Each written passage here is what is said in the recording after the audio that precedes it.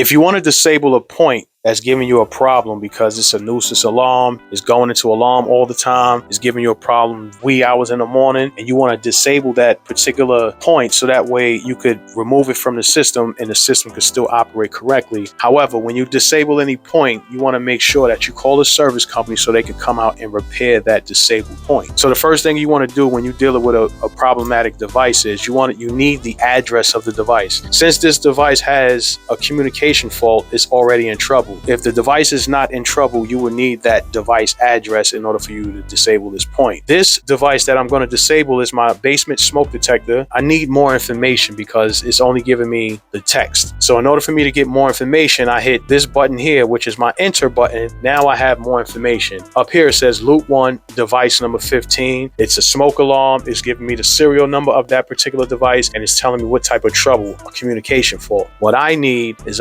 device 015.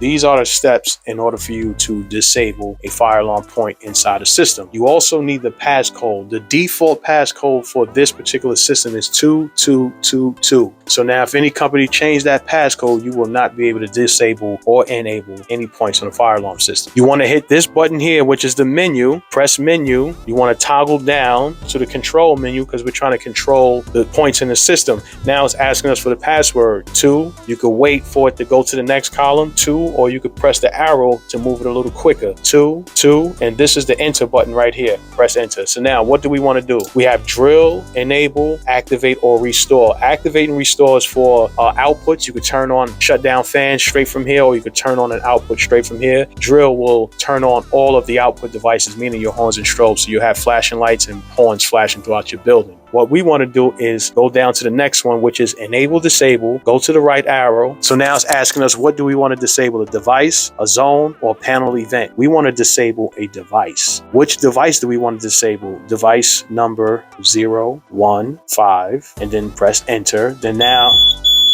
it's beeping because we just disabled the device. When you disable any point on a fire alarm system, it's going to automatically give you a trouble, which is like an indicator to say, hey, there's a problem still existing on this system and you need to call somebody to come fix it. So now that we have this device disabled, we back all the way out the menu, and then we see that we have now 3 troubles because one trouble, of course, like I said, I'm missing batteries. My second trouble is because I removed the smoke head and we have a communication fault. And our third trouble is that same device I removed is now disabled. So now we have 3 troubles on this system. So now we just disabled the smoke detector. So now if we want to enable this smoke detector, we will follow the same steps. Go into the menu, use the directional keypad to get to control, hit the right directional arrow, go down to enable, disable. What do we want to enable? A device. Press enter. Enter or the right arrow will move you to the next screen. So now from here, we put address 15,